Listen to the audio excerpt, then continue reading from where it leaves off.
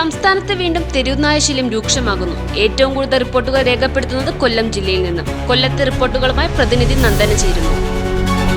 അപർണ, സംസ്ഥാനത്ത് തെരുവുനായകളുടെ ആക്രമണം വർദ്ധിച്ചു വരികയാണ്. കൊല്ലത്താണ് ഇത്തരത്തിലുള്ള കേസുകൾ കൂടുതലായും റിപ്പോർട്ട് ചെയ്യപ്പെട്ടിട്ടുള്ളത്. കഴിഞ്ഞ ആഴ്ചയാണ് നിയ ഫൈസൽ എന്ന 7 വയസ്സുകാരിയെ തെരുവുനായ ആക്രമിക്കുന്നതും തുടർന്ന് കുട്ടി മരണപ്പെടുന്നതും.